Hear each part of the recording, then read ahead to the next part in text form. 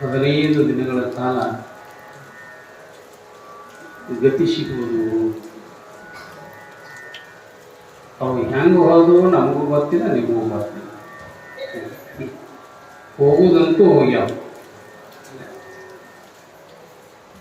ಅದ್ರಾಗ ಇವತ್ತು ಮತ್ತೆ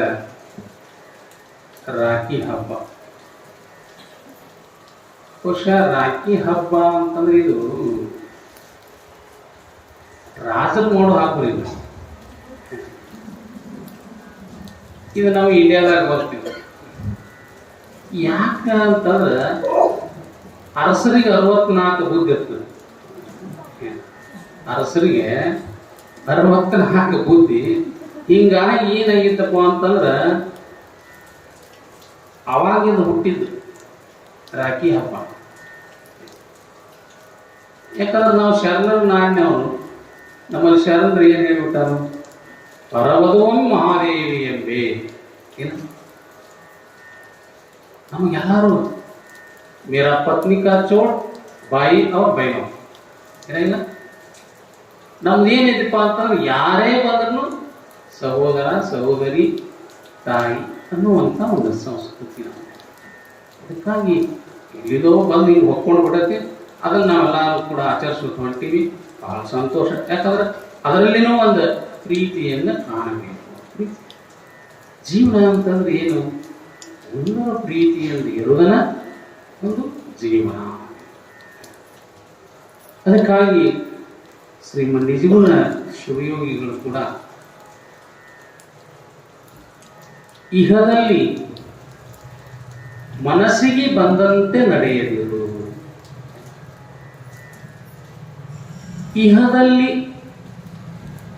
ಇಹದಲ್ಲಿ ಅಂತಂದ್ರೆ ನೀನೇನು ಅಲ್ಲಿಂದ ಬರುವಾಗ ಮಾತು ಕೊಟ್ಟು ಏನು ಬಂದಿಲ್ಲ, ಆ ಬಂದಾಗ ನೀನು ನಡ್ಕೋ ಅಂತ. ನೀ ಬರುವಾಗ ಏನಲ್ಲಿ ಮಾತು ಕೊಟ್ಟು ಬಂದಿ ಭಗವಂತನಿಗೆ, ಹೊಳ್ಳೆ ನೀನು ಹತ್ತಿರಕ್ಕೆ ನಾನು ಬರ್ತೀನಪ್ಪ ಅಂತ ತಿಳ್ಕೊಂಡು ಏನು ಮಾತು ಕೊಟ್ಟು ಬಂದಿ, ಆ ಮಾತಿನಂಗ ನೀನು ನಡ್ಕೊಡು. ಅದನ್ನು ಬಿಟ್ಟಿ ಅಂತಂದ್ರೆ ನಿನ್ನ ಮನಸ್ಸು ಹೇಳಿದಂಗೆ ನೀ ಕೇಳಾಕತ್ತಿದಿ ಅಂತಂದ್ರೆ ಮನಸ್ಸ ಯಾರ ಕೈಯಾಗ ಸಿಕ್ಕೈತಿ ಹೇಳಿ? ಇದು ಗಾಳಿ ತತ್ವದ ಮನಸ್ಸು. ಬಹುಶಃ ನೀವೆಲ್ಲ ಇಲ್ಲಿ ಕುಂತೀರಿ. ಹ್ಯಾಂಗ ಕೂತಿರೋ ನಿಮಗೆ ಗೊತ್ತಾ? ಇಲ್ಲ, ಸುಮ್ಮನೆ ಇಲ್ಲಿ ಕುಂತೀವಿ. Body is present. ಏನಾಗ ನಮ್ಮ ಶರೀರ ಕುಂತೈತಿ ಇಲ್ಲಿ, ಆದ್ರೆ ನಮ್ಮ ಮನಸ್ಸು ಕುಂತೈತಿ ಏನು? ಮನಸ್ಸು ಕುಡಿಸೋದು ಇಲ್ಲೇ ಯಾವ ಮನಸ್ಸನ್ನು ಕುಡಿಸ್ತಾನ ಅವ ಮಾದೇವಕ್ಕ. ಹಾಗೆ ಮನಸ್ಸನ್ನು ಕುಡಿಸ್ಬೇಕು ನಾವು. ಅದಕ್ಕಾಗಿ ಈ ಚಂಚಲವಾಗಿರುವಂತ ಈ ಮನಸ್ಸಿನ ಎಲ್ಲಾ ವಾಸನೆಗಳನ್ನ ತೃಪ್ತಿಪಡಿಸಾಕ ಯಾರಿಂದಲೂ ಸಾಧ್ಯ ಇಲ್ಲ. ಇದನ್ನು ಮನಸ್ಬೇಕು. ಮನಸ್ಸಿನ ಇಚ್ಛೆಗಳು ಏನೇನದಾವಲ್ಲ ಅವನ್ನ ಎಲ್ಲವನ್ನ ಪೂರೈಸಕ ಯಾರ ಕಡೆಯಿಂದ ಸಾಧ್ಯ? ಹಾಗೆ ಒಂದು ಸಣ್ಣ ಮಗು, 1 ವರ್ಷ 2 ವರ್ಷದ ಮಗು ಒಮ್ಮೆ ಅದು ಅಳ್ಳಿಕ್ಕೆ ಹತ್ತು ಅಂತಂದ್ರೆ ಆ ಮಗು ತನಗೆ ಎಲ್ಲಿವರೆಗೆ ಏನು ಬೇಕಾಗಿರ್ತೈತಿ ಅದು ಕೊಡುವವರೆಗೂ ಕೂಡ ಸಮಾಧಾನ ಆಗಂಗಿಲ್ಲ. ಒಬ್ಬ ತಹಸೀಲ್ದಾರ್ ಇದ್ದ. ಮೊದಲೇ ದೊಡ್ಡ ಹುದ್ದೆ ಅದು. ಬಹಳ ದಿವಸ ಕರ್ಮಧರ್ಮ ಸಂಯೋಗ ಒಂದು ಗಂಡು ಮಗು ಹುಟ್ಟಿತು. ಯಾವಾಗ ಗಂಡು ಮಗು ಹುಟ್ಟಿತು ಕೂಡ ಬಹಳ ಚಂದ ಆರೈಕೆ ಮಾಡ್ತಾ ಮಾಡ್ತಾ ಮಾಡ್ತಾ ಹೊರಟಿದ್ರು. ಅವ ಯಾವಾಗ ಭೇಟಿಯಾಕಿದ್ದ ಹೊತ್ತು ಮನಿಗೆ ಅಷ್ಟೇ ಭೇಟಿಯಾಕಿದ್ದ. ನಾವು ಇವಾಗ ಹೋಗೋ ಮುಂದೆ ಕೂಸಿನ ನಿದ್ರಿ ಒಳಗಿರ್ತಿತ್ತ. ಅವ ಹೊತ್ತು ಮನಿಗೆ ಬಂದ ಕೂಡ ನೋಡಿ ಬಹಳ ಸಂತೋಷ ಪಡ್ತಿದ್ದ. ಹಿಂಗ ಬೆಳೀತಾ ಬೆಳೀತಾ ಬೆಳೀತಾ ಬೆಳೀತಾ 6-8 ತಿಂಗಳು 1 ವರ್ಷಕ್ಕೆ ಸಮೀಪ ಬಂದಾಗ ಒಬ್ಬ ದಾದಿ ಕೈಯೊಳಗೆ ಕೊಟ್ಟಿದ್ದು. ಅದು ಏನ್ ಮಾಡ್ತೀವಿ ಅಂತಂದ್ರೆ ಹೊರಗೆ ಓಣಿಯೊಳಗೆ ಹಿಂಗ ಕರ್ಕೊಂಡ ಎಲ್ಲ ತೋರಿಸ್ತಾ ಇರುವಾಗ ಅಲ್ಲಿ ಏನಾಗಿತ್ತು ಅಂತಂದ್ರೆ ಕಡ್ಡಿ ಆಡ್ಸೋ ಬಂದಿದ್ರಿ. ಕಡ್ಡಿ ಆಡ್ಸೋ ಬಂದಿದ್ದ.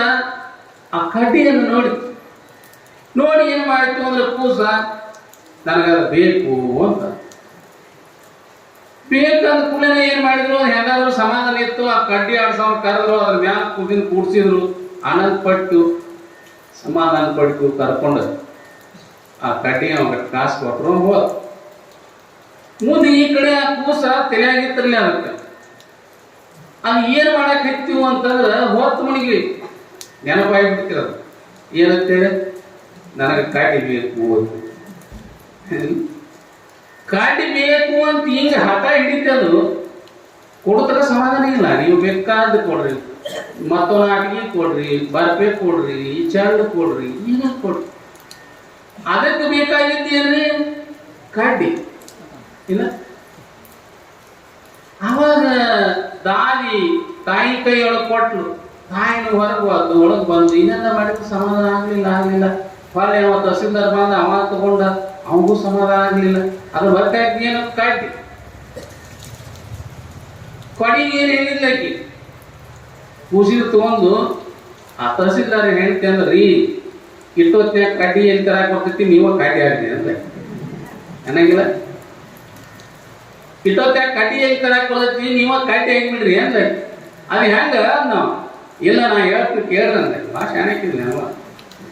ಮನ್ಯಾಗ ಒಂದು ಕಂಬಳಿ ಇತ್ತು ಅಂದ್ಕೆ ನಾವು ಮ್ಯಾಲ ಹೊಚ್ಚಿ ಕೇಳಿದ, ಅದ್ರ ಮ್ಯಾಲ ಕುಣಿಸಿದ್ರು. ಆ ಕೂಸ ಅದ್ರ ಮ್ಯಾಲ ಕುಂತವ ಕಡ್ಡಿ ಮನ್ಯಾಗ ಆಡ್ಸಾಕತ್ತಿದ್ರು. ಅವಾಗ ಸುಮ್ ಕುಂಡ್ರವಲ್ಲ ಕೂಸ್, ಮಮ್ಮಿ ನೀನು ಕುಂಡ್ರ ಅನ್ನಂಗಿಲ್ಲ. ಈ ಮಕ್ಕಳನ್ನ ಹೆಂಗ ತೃಪ್ತಿ ಮಾಡಕ್ ಸಾಧ್ಯ ಹೇಳಿ? ಒಂದಗಣ ಒಂದು ಕೇಳ್ತಾವ. ಹಂಗ ಮನಸ್ಸಿನ ಇಚ್ಛೆಗಳನ್ನ ಪೂರ್ತಿ ಮಾಡ್ಲಿಕ್ಕೆ ಯಾರ ಕಡೆಯಿಂದ ಸಾಧ್ಯ ಇಲ್ಲ. ಆದ್ರೆ ಮನಸ್ಸನ್ನು ಏನ್ ಮಾಡಬೇಕು ಅಂತಂದ್ರೆ ಬುದ್ಧಿ ಕೈಯೊಳಗೆ ಕೊಡ್ಬೇಕು. ಬುದ್ಧಿ ನಿರ್ಣಯಾತ್ಮಕವಾಗಿದೆ. ಬುದ್ಧಿ ನಿರ್ಣಯಾತ್ಮಕ. ಬುದ್ಧಿ ಕೈಯೊಳಗೆ ಮನಸ್ಸನ್ನು ಕೊಟ್ರಿ ಅಂತಂದ್ರ ಅದು ಏನ್ ಮಾಡ್ತದೆ, ಇದು ಚಲೋ ಅದ, ಇದು ಕೆಟ್ಟ ಅದ, ಇದನ್ನ ಮಾಡಬೇಕು, ಇದನ್ನ ಮಾಡಬಾರ್ದು ಅನ್ನೋದನ್ನ ಏನ್ ಮಾಡ್ತದ, ಬುದ್ಧಿ ನಿರ್ಣಯ ಮಾಡ್ತದೆ. ಅದಕ್ಕಾಗಿ ಯಾರು ಮನಸ್ಸನ್ನ ಬುದ್ಧಿ ಕೈಯೊಳಗೆ ಕೊಡ್ತಾರ, ಯಾರು ಮನಸ್ಸನ್ನ ಭಗವಂತನ ಕಡೆಗೆ ಕೊಡ್ತಾರ, ಅವ್ರು ಏನಾಗ್ತಾರೋ ಮಹಾತ್ಮರ, ಅವರು ಸಜ್ಜನರಾಗ್ತಾರೆ. ಅದಕ್ಕಾಗಿ ನಾವು ಒಂದು ವೇಳೆ ನಾವು ಮನಸ್ಸನ್ನ ಕೊಡದೇ ಇದ್ರೆ ನಾವು ಅದು ಒಬ್ಬ ಬಂಗಾಲಿ ಭಾವ ಅಂತ ಬಂದಿದ್ದ.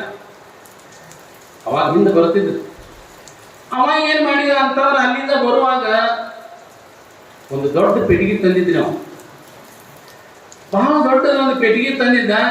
ಅಗಸಿ ಒಳಗೆ ಇಟ್ಟು ಒಂದು ಕಮಟಿ ತಗೊಂಡ ಓಣಿ ಎಲ್ಲಾ ಕಡೆ ಬಾರಿಸ್ತಾ ಹೊರಟ.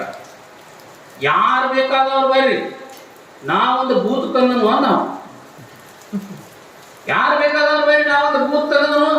ಅದನ್ನ ಯಾರು ಬೇಕಾದವರು ಕೊಂಡ್ಕೋಬಹುದು. ಆದ್ರೆ ಅದ್ರದ್ದು ಏನೈತಿ ಅಂದ್ರ ನಿಮ್ಮ ಮನೆಯೊಳಗೆ ಏನಿದ್ರು ಕೂಡ ಅದು ಕೊಟ್ಟ ಕೂಡಿಸ್ಕೊಂಡಾಗ ಕೆಲಸ ಕೊಡ್ಬೇಕು ಅಂದ್ರ ಕೆಲಸ ಕೊಡ್ಬೇಕು ಅಂತ ಕೂತು ತಂದಿನಿ. ನಿಮಗೇನೋ ಮಾಡೋದಿಲ್ಲ, ಅದ ಒಟ್ಟು ಕೆಲಸ ಕೊಡ್ಬೇಕು.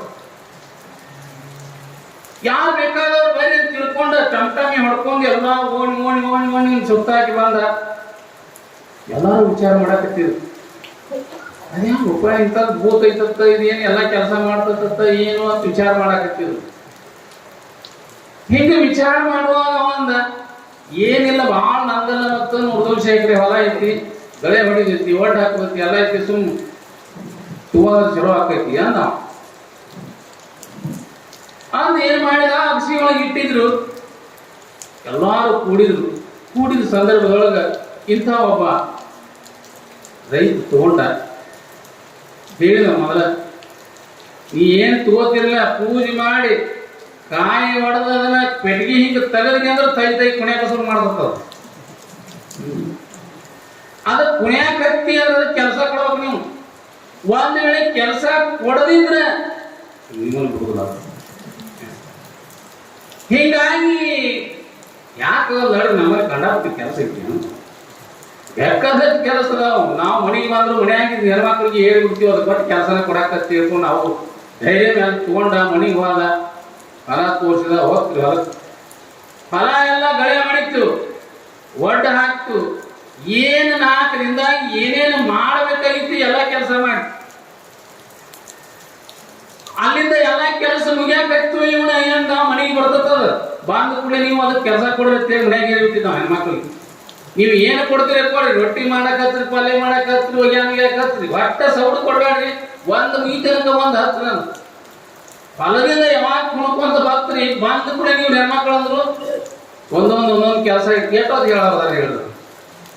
ಹೇಳುದ್ರಾಗ ನಾವು ವಿಚಾರ ಮಾಡಿದ್ರೆ ನೋಡ್ರಿ ಕೆಲಸ ಮಾತ್ರ ಮುಗಿಯಾಕ ಬರ್ತ ಮಾತ್ರ ಏನ್ ಹೇಳುದು ನಮಗೂ ಗೊತ್ತಾಗೋದು. ನೀವ್ ಏನ್ ಮಾಡ್ತೀರಿ ನೋಡ್ರಿ ಅಂತ, ನೀವ ಏನ್ ಮಾಡ್ತೀರಿ ನೋಡ್ರಿ ಅಂತ ಅವ ವಿಚಾರ ಮಾಡಕತ್ತಿದ್ರು. ವಿಚಾರ ಮಾಡಕತ್ತಾನ ಅವ. ಮತ್ತೊಬ್ಬ ಬಂದ ಅವನಿಗೆ ಯಾಕೆ ಚಿಂತೆ ಮಾಡಕತ್ತಿದ್ರಿ? ನಾವು ಏನಿಲ್ಲ ಹಿಂಗಿಂಗ ಮನೆ ಬಂದಿತ್ತ ಅದನ್ನ ಕೊಂಡ್ಕೊಂಡು ಹಿಂಗಾಗಿ ಅದು ಏನ್ ಮಾಡಕತ್ತೈತಿ ಅಂದ್ರೆ ಎಲ್ಲ ಕೆಲಸ ಎಲ್ಲ 4ರಿಂದ ಮುಗಿಸ್ಬಿಟ್ಟೈತಿ, ಇನ್ನು ಕೆಲಸ ಏನ್ ಹೇಳ್ಬೇಕಾಗಿ ತಿಳಿಯೋದಾಗಿಬಿಡತಿ ಅಂದತ್ತು. ಅಷ್ಟೇನಾ ಅಂದತ್ತ. ಅದೇನ್ ದೊಡ್ಡದೈತಿ, ನಿಮ್ಮ ಮಗಳದಾಗ ಒಂದು ದೊಡ್ಡ ಊಟ ಹೋಗಿ ಅಂದತ್ತ. ದೊಡ್ಡ ಕಂಬ ನಿಂದಿಸ್ಬಿಡು, ಅದೇನು ಕೆಲಸ ಹತ್ತು ಬಂದದ್ಲ ಬಂದು ಕೂಡಲೇ ಅದಕ್ಕೆ ಮ್ಯಾಲ ಹತ್ತು ಕೆಳಗಿಡಿ ಅಂತ ಹೇಳೋದು. ಮ್ಯಾಲ ಹತ್ತು ಕೆಳಗಿಡಿ ಅಂತ ಹೇಳು. ನಿನಗೆ ಯಾವಾಗ ಬೇಕಾಗೈತೆ ಅವಾಗ ತಗೊಂಡು ಏನ್ ಮಾಡು ಕೆಲಸ ಹತ್ತು. ಹಾಗೆ ಏನಪ್ಪಾ ಅಂತ ನಮ್ಮ ಮನಸ್ಸನ್ನು ಒಂದು ಭೂತ ಇದ್ದಂಗಿದೆ. ಈ ಭೂತಿಗೆ ಕೆಲಸ ಕೊಡ್ಲಿಕ್ಕೆ ಬಿಡ್ತಿದ್ದ. ಕೆಲಸ ಕೊಟ್ರಿ ಅಂತಂದ್ರೆ ಬರೀ ಇರ್ತದೆ. ಅದಕ್ಕಾಗಿ ಏನ್ ಮಾಡುದು ಅಂತಂದ್ರ ಮನಸ್ಸಿಗೆ ಸರಿಯಾದ ಕೆಲಸ ಕೊಟ್ರಿ ಅಂತಂದ್ರ ನಾವೇನ್ ಹಾಕಿವಂದ್ರ ಇಹದಲ್ಲಿ ಇಲ್ಲಿ ಸಲ್ಲುವವರು ಅಲ್ಲಿಯೂ ಸಲ್ಲುವರಯ್ಯ. ಮೊದಲು ನಾವ್ ಏನಾಗಬೇಕಾಗೈತಿ ಅಂತಂದ್ರೆ ಮನೆಯಾಗ ಸಲ್ಲವರಾಗಬೇಕು. ಮನೆಯೊಳಗಾಗ್ಲಿ ಓಣಿಯೊಳಗೆ ಸಲ್ಲವರಾಗಬೇಕು. ಓಣಿಯೊಳಗಾಗ್ಲಿ ಊರಾಗ್ಲಿ ತಾಲೂಕು ಜಿಲ್ಲಾ, ಹಾಗೆ ಕೈಲಾಸದವರೆಗೂ ಕೂಡ ನಾವು ಚಲಾವಣೆ ನಾಣ್ಯ ಆಗ್ಬೇಕು. ಅದಕ್ಕಾಗಿ ಒಂದು ಟಂಕ ಶಾಲೆ ಇದ್ದಂಗೆ ಇಲ್ಲಿ ಸಲ್ಲುವವರು ಅಲ್ಲಿಯೂ ಸಲ್ಲುವರಯ್ಯ, ಇಲ್ಲಿ ಸಲ್ಲದವರು ಅಲ್ಲಿಯೂ ಸಲ್ಲರಯ್ಯ ಕೂಡಲ ಸಂಗಮ ವಿವಾಹ. ಅದಕ್ಕೆ ಮೊದಲ ನಾವು ಏನಾಗಬೇಕಾಗೈತಿ ಅಂತಂದ್ರೆ ಇಲ್ಲಿ ಸಲ್ಲವರು ಇಲ್ಲಿ ಸಲ್ಲ. ಅದಕ್ಕೆ ನೀವು ಮನಸ್ಸು ನಿಲ್ಲಿಸಬೇಕಾಗಿತ್ತು ಅಂತಂದ್ರೆ ಈ ಮನಸ್ಸು ನಿಲ್ಸಾಕ ನೀವೇನು ಹೋಗಿ ಅಡವ್ಯಾಗೋ ಗುಡದಾಗೋ ತಪಸ್ಸು ಮಾಡೋದೇನು ಬೇಕಾಗಿಲ್ಲ. ಆದ್ರೆ ಏನು ಮಾಡೋದು ಅಂತಂದ್ರೆ ನೀವು ಎಲ್ಲಿ ಇರ್ತೀರಲ್ಲ ಇದ್ದಲ್ಲಿನ ಏನ್ ಮಾಡ್ರಿ ಅಂತಂದ್ರ ಧ್ಯಾನ ಮಾಡಿ. ಈ ಅಂಗೈ ಒಳಗ ಲಿಂಗೈನನ್ನ ಇಟ್ಕೊಂಡ ತದೇಕ ಚಿತ್ತದಿಂದ ಲಿಂಗ ನೋಡಾಕತ್ತಿದ್ರಿ ಅಂತಂದ್ರ ನಿಮಗ ಏನೋ ಒಂದು ಏನಾಕತಿಪ್ಪ ಅಂತಂದ್ರ ಒಳಗ ಒಂದು ಸಂಚಾರ ಆಗ್ತದೆ, ಒಂದು ವಿದ್ಯುತ್ ಸಂಚಾರ ಆಗ್ತದೆ. ಹಾಗೆ ನಿಮ್ಮ ಮನಸ್ಸನ್ನ ಆಟೋಮೆಟಿಕ್ ಆಗಿ ಕಂಟ್ರೋಲ್ ಮಾಡುವಂತ ಶಕ್ತಿ ಅಲ್ಲಿ ಬರ್ತಾರೆ. ಅದಕ್ಕಾಗಿ ಕೆಲವೊಮ್ಮೆ ನಾವು ಏನ್ ಮಾಡ್ತೀವಿ ಅಂದ್ರೆ ನಮ್ಮ ಮನಸ್ಸ ನಮ್ಮ ಸ್ವಾಧೀನ ಇರಲಾರ್ದಕ್ಕಾಗಿ ಮಳೆ ಬರೋ ಈಗ ಮಳೆ ಬಾಂದ್ರಕ್ಕೆ ಅಂತ ಮಗ ಮೂಡ್ರಕ್ಕೆ ಅಂತಲ್ಲ ನಾವು ಚಿಂತೆ. ಯಾಕಂದ್ರೆ ಈಗ 2-3 ದಿವಸ ಆಯ್ತು ಎಲ್ಲ ಕಡೆ ಮಳೆ ಕೈ ಮಳೆ ಆಗಿದ್ದು ಸುದ್ದಿ ಕೇಳಾಕತ್ತಿದ್ದೆ. ನಮ್ಮಲ್ಲೇ ಬರುವಂತ ರೋಪ ನಾನು ಹಾಕತ್ತಿದ್ದೆ ಅನ್ನೋದಾಗ ನಾನಂತ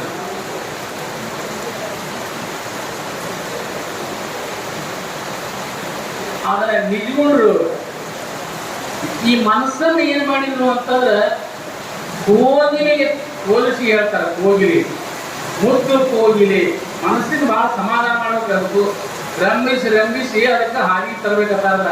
ಹಂಗ ಮುದ್ದು ಕೋಗಿಲೆ ಜ್ಞಾನ ಕೋಗಿಲೆ ಅಂತೇಳಿ ಕೋಗಿಲೆ ಚಲ್ವ ಕೋಗಿಲೆ ಕೋಗಿಲೆ ಚಲ್ವ ಕೋಗಿಲೆ ಕೋಗಿಲೆ ಮುದ್ದು ಕೋಗಿಲೆ ಜ್ಞಾನ ಕೋಗಿಲೆ ಮುದ್ದು ಕೋಗಿಲೆ ಜ್ಞಾನ ಕೋಗಿಲೆ ಕೋಗಿಲೆ ಕೋಗಿಲೆ ಕೋಗಿಲೆ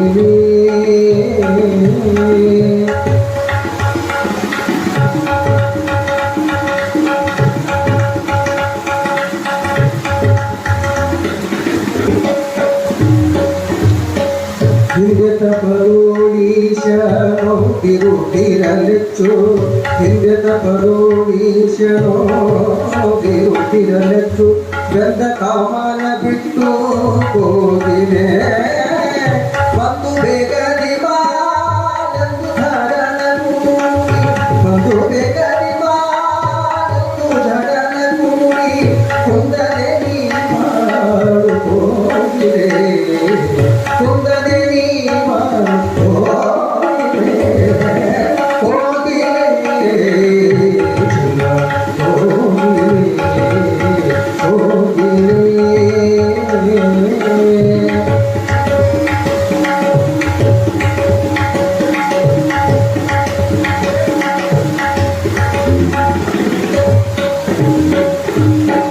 ಮನುನಿಗಳ ನೀತಿಯನ್ನು ಕೆಡಿಸುವ ದುಷ್ಟ ಮನುನಿಗಳ ನೀತಿಯನ್ನು ಕೆಡಿಸುವ ದುಷ್ಟ ಮನಸ್ಸಿ ಜನ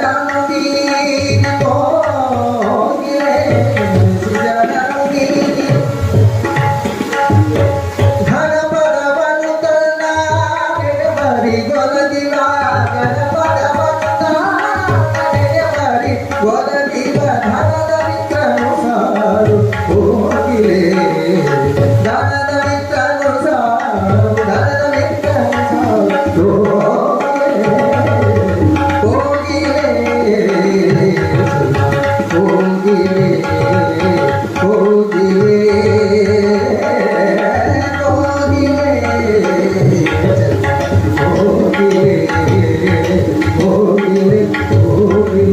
ಹೋಗಿಲೆ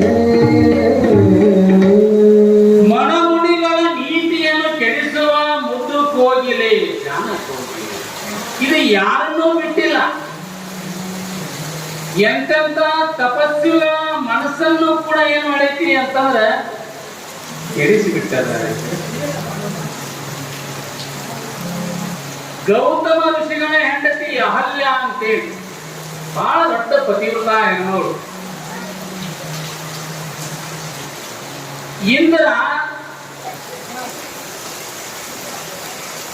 ಆ ಅಹಲ್ಯೆಯ ಮೇಲೆ ಆಕೆಯ ರೂಪಕ್ಕ ಮನಸ್ಸೋತ. ಇಂದ್ರ ಪದವಿ ಐತಿ, ಸಾಕಷ್ಟೆಲ್ಲ ಅನುಕೂಲ ಐತಿ, ದೇವಾನುದೇವತೆಗಳಾದಾರ ಸುಮ್ಮ ಇರ್ಬೇಕಲ್ಲ, ಇರಲಿಲ್ಲ. ಇಲ್ಲಿ ಋಷಿಗಳ ಪತ್ನಿ ಅಹಲ್ಯೆಯ ಮೇಲೆ ಮನಸ್ಸು ಮಾಡಿ ಸದಾಕಾಲ ಅವ್ರು ಏನ್ ಮಾಡ್ತಿದ್ರು, 3 ಗಂಟೆಗೆ ಎದ್ದು ಸ್ನಾನಕ್ಕೆ ಹೋಗ್ತಿದ್ರು. ಅಂತ ಸಂದರ್ಭದೊಳಗೆ ಆಕೆಯ ಮೇಲೆ ಮೋಹಿತನಾಗಿ ಒಮ್ಮೆ ಏನ್ ಮಾಡಿದ ಅಂತಂದ್ರೆ 12:30 ಗಂಟೆಗೆ ಬಂದ ಕೋಳಿ ಕೂಗಿದಂತ ಹೊರಗೆ ಕೂಗಿದ. ಆವಾಗ ಗೌತಮ ಋಷಿಗಳು ಏನ್ ಮಾಡಿದ್ರು ಅಂತಂದ್ರೆ 3 ಗಂಟೆ ಆಗ್ಯದ 3:30 ಆಗ್ಯದ ಅಂತ ತಿಳ್ಕೊಂಡ ಒಂದು ಕೊಡವನ್ನು ತಗೊಂಡು ಏನ್ ಮಾಡಿಬಿಟ್ರು ನದಿಗೆ ಹೋಗ್ಬಿಟ್ರು. ನದಿಗೆ ಹೋದ್ರು ಇತ್ತ ಕಡೆ ಆ ದೇವೇಂದ್ರ ಆ ಋಷಿಗಳ ವೇಷವನ್ನು ಹಾಕಿಕೊಂಡು ಆ ಅಹಲ್ಯ ಅರಮನೆಯನ್ನು ಪ್ರವೇಶ ಮಾಡಿದ. ಯಾವಾಗ ಪ್ರವೇಶ ಮಾಡಿ ಆಕೆಯೊಂದಿಗೆ ರತಿಕ್ರೀಡೆಯನ್ನ ಆಡಿದ ಆ ಸುದ್ದಿ ಅಲ್ಲಿ ಹೊಳೆಯೊಳಗ ಅವನಿಗೆ ಗೊತ್ತಾಗಿ ಇಷ್ಟು ರಾತ್ರಿ ಯಾಕೆ ಬಂದೆ ಅಂತ ವಿಚಾರ ಮಾಡಿ ವಾಪಸ್ ಬಂದ್ರು. ಬರೋದ್ರೊಳಗನ ಇಲ್ಲಿ ದೇವೇಂದ್ರ ಹೇಳಲಿಕ್ಕೆ ಕಟ್ಟಿದ, ಅಲ್ಲೇ ನಾನು ಋಷಿ ಅಲ್ಲ, ನಾನು ಬಂದಿರುವವ ಇಂದ್ರ ಅದೇನೆ, ನಿನ್ನ ಮೇಲೆ ಮೋಹಿತನಾಗಿ ನಾನು ಬಂದಿದ್ದೇನೆ, ಅದಕ್ಕೆ ನಾನು ಹೇಗಾದ್ರೂ ಮಾಡಿ ಬಚಾವ್ ಮಾಡಬೇಕು ಅಂತ. ಪತಿವ್ರತ ಶಕ್ತಿ ಬಹಳ ಇತ್ತು ಆ ಹನುಮಾನಂದು. ಏನು ಮಾಡಕ್ ಸಾಧ್ಯ ಇಲ್ಲ, ಇಲ್ಲಿ ಬತ್ತಲು ಮರೆಯಾಗಿ ಬೆಕ್ಕಾಗಿ ಹೋಗ್ಬಿಡು ಅಂತ.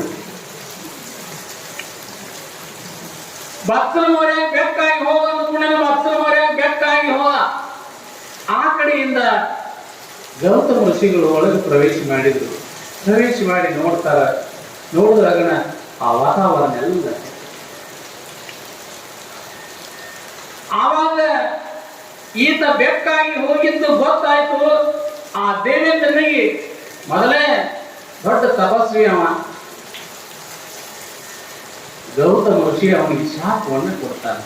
ಏನಂತ ಶಾಪ ಕೊಡ್ತಾನೆ ಅಂತಂದ್ರೆ, ನೀನು ಯಾವುದನ್ನ ಮೋಹಿಸಿ ಇಲ್ಲಿ ಬಂದಿಯೋ ನಿನ್ನ ಶರೀರ ತುಂಬೆಲ್ಲ ಭಗೇಂದ್ರಿಗಳಾಗಲಿ ಅಂತ ತಿಳ್ಕೊಂಡು ಶಾಪ ಕೊಡ್ತಾನೆ. ಆವಾಗ ಅಹಲ್ಯ ಅಂತ ಬಂದ, ಅಹಲ್ಯಗೆ ನೀನು ಕಲ್ಲಾಗಿ ಬೀಳು ಅಂತ ಶಾಪ ಕೊಡ್ತಾನ. ಯಾವಾಗ ನೀನು ಮೋಹಿತರಾಗಿ ಮನಸ್ಸನ್ನ ಚಂಚಲ ಮಾಡಿಕೊಂಡಿಯೋ ನಿಮಗ ಇದೇ ಗತಿ ಅಂತ ತಿಳ್ಕೊಂಡ ಅವರಿಗೆ ಶಾಪವನ್ನು ಕೊಟ್ಟ. ಅಲ್ಲಿಂದ ಎಲ್ಲವನ್ನ ತ್ಯಾಗ ಮಾಡಿ ಆ ಆಶ್ರಮವನ್ನು ಬಿಟ್ಟ ಸಂಚಾರಕ್ಕೆ ಹೊರಟು ಬಿಟ್ಟ. ತನ್ನ ಮನಸ್ಸನ್ನ ನಿಲ್ಲಿಸಬೇಕು ಅಂತ ತಿಳ್ಕೊಂಡ ನಾನು ಯಾವುದು ಬೇಕು ಅಂತ ಇದ್ದಿದ್ದೆ ಅದೇ ನನಗೆ ಬೇಡಾದ ಮೇಲೆ ಇಲ್ಲಿ ಯಾಕೆ ಇರಬೇಕು ಅಂತ ಹೋಗ್ಬಿಟ್ಟ. ಅದಕ್ಕೆ ಇಂತಹ ಮನೋ ಮುನಿಗಳನ್ನ ಕೆಡಿಸಿರುವಂತಹ ಮನಸ್ಸ ಇದು. ಅದಕ್ಕಾಗಿ ಈ ಮನಸ್ಸನ್ನ ಯಾವಾಗ ತನ್ನ ಹತೋಟಿಯಲ್ಲಿ ಇಡ್ತಾನ ಅವ ಮಹಾತ್ಮನಾಗ್ತಾನ. ಒಂದು ವೇಳೆ ನಾವು ನಮ್ಮ ಹತೋಟಿಯಲ್ಲಿ ಇಡದೇ ಇದ್ರೆ ಏನ್ ಆಗ್ತೀವಿ ಅಂತಂದ್ರೆ, ತೆರಣಿಯ ಹುಳು ತನ್ನ ಸ್ನೇಹದಿ ಮನೆ ಮಾಡಿ ತನ್ನ ನೂಲು ತನ್ನನ್ನೇ ಸುತ್ತಿ ಸಾವು ತೆರನಂತೆ. ಮನಬಂಧುದ ಬಯಸಿ ಬಯಸಿ ಬೇಯುತ್ತಲಿದ್ದೇನೆಯ್ಯ, ಎನ್ನ ಮನದ ದುರಾಸೆಯ ಮಾನಿಸಿ ನಿಮ್ಮತ್ತ ತೋರಾ ಚೆನ್ನ ಮಲ್ಲಿಕಾರ್ಜುನ. ಅರ್ಥಮಾದೇವಿ ಹೇಳ್ತಾರೆ.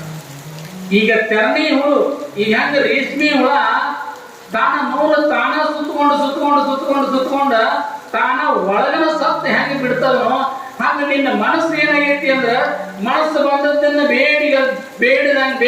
ಬೇಡದಂಗ ನೀನೇನು ಕೊಟ್ಟಿದಿ ಅದ್ರ ಒಳಗನ ನೀನು ಸಿಕ್ಕೊಂಡು ಏನು ಮಾಡ್ತಿದಿ, ಸಾಯ್ತೀವಿ. ಅದಕ್ಕಾಗಿ ಮಲ್ಲಿಕಾರ್ಜುನ ನನ್ನ ಮನಸ್ಸಿನ ದುರಾಸೆಯನ್ನ, ಮನುಷ್ಯನಿಗೆ ಆಸೆ ಇರಬೇಕು, ಅತಿ ಆಸೆ ಇರಬಾರದು. ಅದಕ್ಕಾಗಿ ಆ ಆಸೆಗೂ ಒಂದು ಕಾರಣವನ್ನು ಹೇಳ್ತಾರೆ. ಭಗವಂತ ಎಲ್ಲವನ್ನು ಹೊರಮುಖವಾಗಿ ಹೆಚ್ಚಿಬಿಟ್ಟಾನ. ಎಲ್ಲ ಹೊರಗೆ ನೋಡಕ್ ಹತ್ತೀವಿ ನಾವು. ಕಣ್ಣನು ಹೊರಗೆ ನೋಡ್ತೈತಿ, ಕಿವಿನೂ ಹೊರಗೆ ಕೇಳ್ತೈತಿ, ವಾಸನೆನೂ ಹೊರಗೆ ಬೇಡ್ತೈತಿ ಅಂದಾಗ ಇದ್ರ ಒಳಗೆ ನೀನು ಹೆಂಗೆ ಉಳಿತೀಪ? ಅದಕ್ಕೆ ಕೇಳ್ತಾನ, ವಿಷಯವೆಂಬ ಅಸುರ ನನ್ನ ಮುಂದೆ ತಂದು ಪಸರಿಸಿದೀಯ. ಬಸವನ್ ಕೇಳ್ತಾನ, ಹೇ ಭಗವಂತ, ಇವನ್ನೆಲ್ಲ ನಾವು ಮುಂದೆ ಇಟ್ಟಿದ್ವಿ, ಇದರಿಂದ ಹೆಂಗೆ ನಾನು ಪಾರಾಗೋದು ಸಾಧ್ಯದ? ಹೆಂಗೆ ಪಾರ?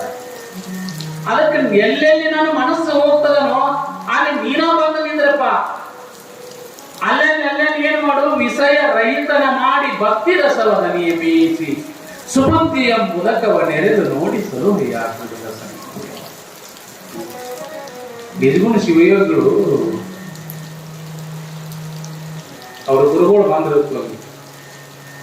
ನಿರ್ಗುಣ ಎಷ್ಟು ದಿವಸ ಅಂತ ಸಂಸಾರ ಮಾಡೀಪ, ನಿನಗೆ ಸದ್ಗತಿ ಆಗ್ಬೇಕಾತು ಅಂದ್ರ ಇದರಿಂದ ನೀನು ಹೊರಗೆ ಬರಬೇಕು ಅಂತ ತಿಳ್ಕೊಂಡ.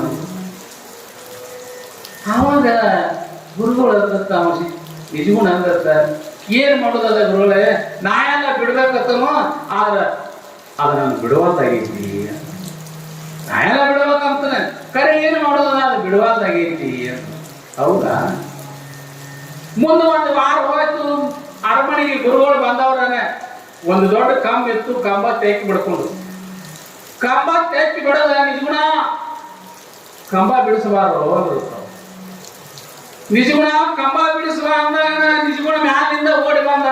ಗುರುಗಳು ತೆಕ್ಕಿ ಬಿಡ್ಕೊಂಡು ಕಂಬ ನೋಡಿ ಅಂತಾನ ನಿಂತು ನಗಾಕತ್ತೀವಿ ನಾವು. ಗುರುಗಳೇ, ಕಂಬನ ನೀವ ತೆಕ್ಕಿ ಬಿಡ್ಕೊಂಡಿರಿ ಅಂತ ನಾವು. ಕಂಬ ನಿಮ್ಮನೆಯಲ್ಲಿ ತೆಕ್ಕಿ ಬಿಡೋದ, ನೀವ ಕಂಬ ತೆಕ್ಕಿ ಬಿಡ್ಕೊಂಡಿರಿ, ಅದಕ್ಕೆ ನೀವ ಬಿಟ್ಟು ಬಿಡ್ರಿ ಅಂದ. ಅವಾಗ ಗುರುಗಳು ಹೇಳಿದಂತ, ಸಂಸಾರ ನೀನ ತೆಕ್ಕಿ ಬಿಡ್ಕೊಂಡಿಯೋ ನೀನ ಬಿಟ್ಟು ಬಿಡು. ಯಾರು ತೆಕ್ಕಿ ಬಿಡ್ಕೊಂಡಾರ ಅವ್ರ ಬಿಡ್ಬೇಕು ವಿನ ಅವ್ರನ್ನ ಯಾರು ತೆಕ್ಕಿ ಬಿಡೋದಿಲ್ಲ. ಅದಕ್ಕಾಗಿ ಈ ಬೇಕು ಅನ್ನುವಂಥದ್ದನ್ನ ಏನು ನಾವು ತೆಕ್ಕಿ ಬಿಡ್ಕೊಂಡಿವಲ್ಲ, ಎಲ್ಲಿವರೆಗೆ ನಾವು ಅದರ ಕೈ ಬಿಡಂಗಿಲ್ಲ ಅಲ್ಲಿವರೆಗೆ ನಮ್ಮನ್ನ ಅದು ಬಿಡುವುದಿಲ್ಲ. ಅದಕ್ಕಾಗಿ